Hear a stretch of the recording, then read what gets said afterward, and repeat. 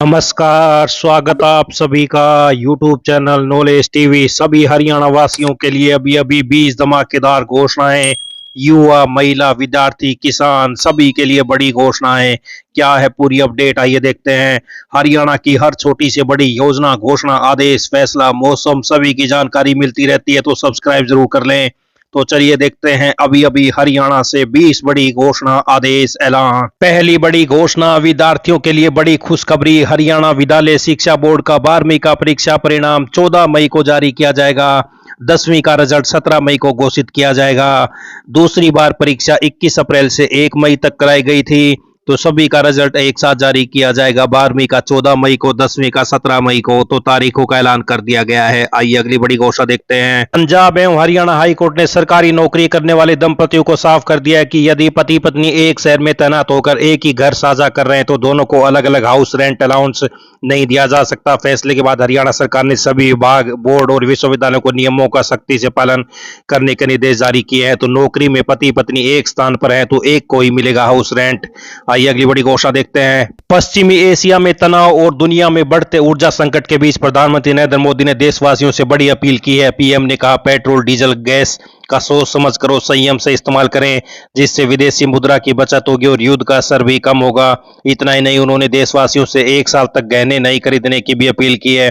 उन्होंने कहा, यह समय सिर्फ सरकार का नहीं बल्कि पूरे देश का इम्तिहान है। प्रधानमंत्री की अचानक की गई इन अपीलों की चर्चा रही और लोग अलग अलग अर्थ निकालते रहे। प्रधानमंत्री ने मध्यम वर्ग से कहा, कम से कम 1 साल तक विदेशी छुट्टियां, विदेश में शादियां और गैर जरूरी अंतर्राष्ट्रीय यात्राएं टालें, ताकि विदेशी मुद्रा भंडार की बचत हो सके। जहां तक संभव हो मेट्रो और पब्लिक ट्रांसपोर्ट का उपयोग करें। निजी वाहन का इस्तेमाल जरूरी हो तो कार पूलिंग का विकल्प लें। ऑनलाइन प्लेटफॉर्म, कंपनियां और कर्मचारी फिर से वर्क फ्रॉम होम करें। मेड इन इंडिया जूते, बैग और एसेसरीज जैसी रोजमर्रा की चीजों में मेड इन इंडिया और स्थानीय उत्पादों को प्राथमिकता दें। खाने के तेल की खपत कम करने का आग्रह ताकि आयात घटे और स्वास्थ्य भी बेहतर हो। केमिकल मुक्त खेती, किसानों से रासायनिक उर्वरकों के उपयोग में 50% की कमी लाने और प्राकृतिक खेती अपनाने का आह्वान किया। तो ये बड़ी अपडेट। 1 साल सोना नहीं खरीदें, वर्क फ्रॉम होम और ऑनलाइन मीटिंग करें, तो ये बड़ी अपील। आई अगली बड़ी घोषणा देखते हैं। कामकाज के घंटे को लेकर चल रही बहस के बीच केंद्र सरकार ने नए श्रम कानूनों के तहत साप्ताहिक कार्य की सीमा 48 घंटे तय कर दी है। इससे अधिक घंटे काम कराने पर श्रमिकों को ओवर टाइम देना होगा। इसके तहत श्रमिकों को निर्धारित प्रति घंटे मजदूरी का 2 गुना भुगतान होगा। 5 साल से अधिक के इंतजार के बाद केंद्र सरकार ने नियम प्रकाशित करके चारों श्रम संहिताओं को लागू कर दिया है। इसके तहत सभी श्रमिकों के लिए न्यूनतम मजदूरी और सामाजिक सुरक्षा सुनिश्चित करने के प्रावधान है। श्रम संहिताओं के प्रावधानों में नियुक्ति पत्र देना अनिवार्य किया गया है। कहा गया है कि उपभोक्ता मूल्य सूचकांक में बदलाव के आधार पर महंगाई भत्ता साल में 2 बार संशोधित हो। अपने नियम अधिसूचित करेंगे राज्यों को केंद्र द्वारा अधिसूचित नियमों से प्रेरणा लेकर अपने नियम अधिसूचित करने होंगे। तो हफ्ते में 48 घंटे काम, ओवर टाइम के नियम बदले। आइए अगली बड़ी घोषणा देखते हैं। लिक्विफाइड पेट्रोलियम गैस एलपीजी की किल्लत के बीच अब उपभोक्ताओं को फोन नंबर बदलने के लिए 90 दिन इंतजार करना पड़ेगा। पेट्रोलियम कंपनियों ने पोर्टल पर फोन नंबर बदलने की प्रक्रिया स्थगित कर दी है। बायोमेट्रिक जांच के साथ ई केवाईसी होगी। नए नियम से उपभोक्ताओं की परेशानी बढ़ेगी। तो 90 दिन बाद बदलेगा गैस उपभोक्ता का फोन नंबर। आइए अगली बड़ी घोषणा देखते हैं। औद्योगिक प्रशिक्षण संस्थान झज्जर एट गुडा के प्रधानाचार्य ने बताया कि संस्थान परिसर में 12 मई को प्रातः 10 बजे अप्रेंटिसशिप रोजगार मेले का आयोजन किया जाएगा। इस अप्रेंटिसशिप रोजगार मेले में कई नामी प्रतिष्ठित संस्थान भाग लेंगे। तो ये बड़ी अपडेट झज्जर जिले से।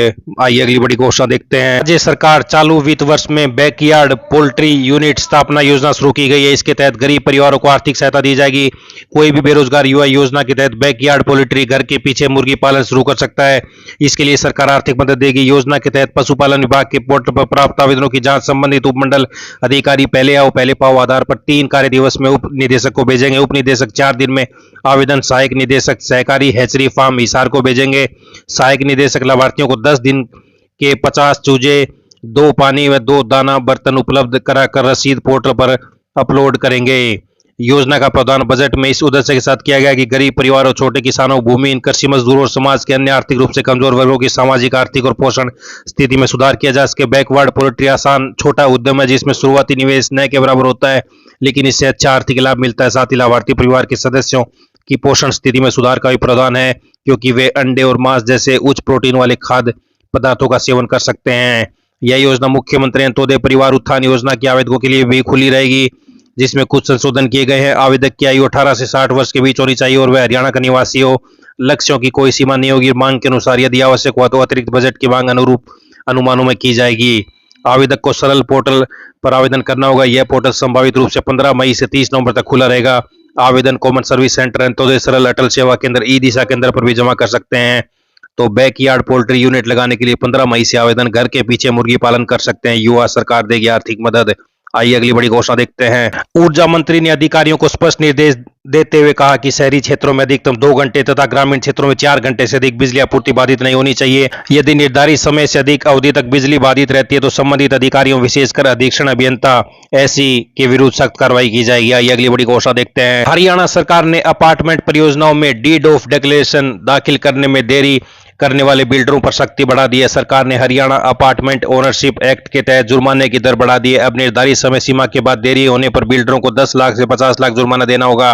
टाउन एंड कंट्री प्लानिंग विभाग की ओर से जारी आदेश के अनुसार बिल्डरों को पार्ट कंप्लीशन सर्टिफिकेट या ऑक्यूपेशन सर्टिफिकेट मिलने के 90 दिनों में डीड ऑफ डिक्लेरेशन दाखिल करनी होगी। तय अवधि के बाद देरी होने पर जुर्माना लागू होगा।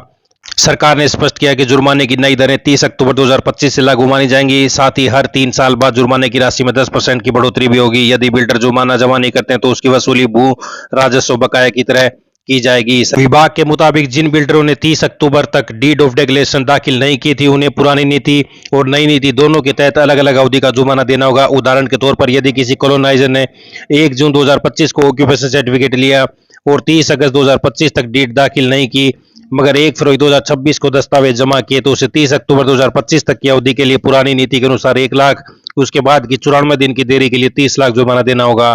तो ये बड़ी अपडेट, डीड ऑफ डिक्लेरेशन की देरी पर बिल्डरों पर लगेगा जुर्माना। आइए अगली बड़ी घोषणा देखते हैं। झज्जर एम्स में कैंसर मरीजों का मिर्गी टेस्ट फ्री होगा। यह सुविधा ओपीडी और आईपीडी दोनों मरीजों के लिए इसी सप्ताह से उपलब्ध करा दी गई है। प्राइवेट लैब में 6,000 से 10,000 प्रति टेस्ट खर्चा आता है। तो ये बड़ी अपडेट। आइए अगली बड़ी घोषणा देखते हैं। पानीपत जिले में प्रधानमंत्री सूर्य घर मुफ्त बिजली योजना के तहत लक्ष्य से ज्यादा उपभोक्ताओं ने सोलर पैनल लगवाने को लेकर आवेदन किया है। अभी तक आवेदन करने वाले 54% लोगों के यहाँ सोलर पैनल लग भी चुके हैं, पर लाभार्थियों को अनुदान को लेकर लंबा इंतजार करना पड़ रहा है। खासकर राज्य सरकार से मिलने वाली अनुदान राशि साल भर बाद भी लोगों को नहीं मिल पा रही है, जो निगम कार्यालय के चक्कर लगा रहे हैं। तो पीएम सूर्य घर योजना के तहत लक्ष्य से 13% ज्यादा रुझान, सोलर पैनल लगवाने के बाद भी नहीं मिल रही अनुदान राशि। आइए अगली बड़ी घोषणा देखते हैं। अब जीमेल खुद लिखेगा आपके लिए ईमेल। गूगल अपने ईमेल प्लेटफॉर्म जीमेल में एआई से जुड़े बड़े बदलाव करने जा रहा है। तो गूगल की तकनीक से मदद, आपको बस कुछ शब्द लिखकर निर्देश देना होगा और एआई चंद सेकंड में पूरा ईमेल तैयार कर देगा। आइए अगली बड़ी घोषणा देखते हैं। एचपीएससी 17 मई को 2 महत्वपूर्ण परीक्षाएं आयोजित कराएगा। आयोग हरियाणा माध्यमिक शिक्षा विभाग में कंप्यूटर साइंस विषय में पोस्ट ग्रेजुएट टीचर पीजीटी और हरियाणा विकास व पंचायती राज विभाग में लेक्चर पदों के लिए परीक्षा का आयोजन होगा। अभ्यर्थियों को बताया कि वह आयोग की वेबसाइट से प्रवेश पत्र 11 मई से डाउनलोड कर सकते हैं। तो ये बड़ी अपडेट, 17 को पीजीटी व लेक्चर की परीक्षा। आइए अगली बड़ी घोषणा देखते हैं। आरटीई के तहत सोमवार को निजी स्कूल पोर्टल पर अपने दाखिले की स्थिति स्पष्ट करेंगे ताकि पता चले कि किस खंड के किस स्कूल ने उपरोक्त योजना के तहत कितने गरीब बच्चों का दाखिला दिया और कितनों का रद्द किया। यह स्थिति पोर्टल पर पंजीकृत करनी होगी, जिसके बाद मुख्यालय की ओर से सीटों के मुकाबले दाखिले की वेरिफिकेशन की जाएगी, जिससे स्पष्ट होगी उपरोक्त योजना के तहत स्थिति क्या है। शिक्षा निदेशालय को जिलों से प्राप्त हुए थे 41,045 आवेदन। 21,752 बच्चों को स्कूल हुए थे अलॉट। शिक्षा निदेशालय की ओर से प्रदेश के 21,752 बच्चों को निजी स्कूल अलॉट कर दिए थे। सर्वाधिक पहली कक्षा के विद्यार्थियों को स्कूल अलॉट किए गए थे, जिसके लिए 8,538 आवेदन प्राप्त हुए थे, जिनमें से 7,680 बच्चों को स्कूल अलॉट किए गए। यूकेजी में 4,561 आवेदन में से 1,909 बच्चों को स्कूल अलॉट किए गए थे, जबकि एलकेजी में 4,602 आवेदनों में से 1,283 बच्चों को स्कूल अलॉट किए गए थे। तो स्कूल में दाखिला मिला या नहीं, अब बताएगा पोर्टल। आइए अगली बड़ी घोषणा देखते हैं। प्रदेश में बदला मौसम, कई जिलों में तेज आंधी के साथ बारिश की संभावना। 13 मई तक हरियाणा राज्य में आंशिक बादलवाई छाने, बीच बीच हवाएं चलने व गरज चमक के साथ कहीं कहीं बूंदाबांदी बारिश की संभावना है। तो ये सभी हरियाणा वासियों के लिए बड़ी खबरें, घोषणा, आदेश, ऐलान, पल पल की अपडेट आप सभी को मिलती रहेगी। चैनल को सब्सक्राइब जरूर कर लें। बहुत बहुत धन्यवाद।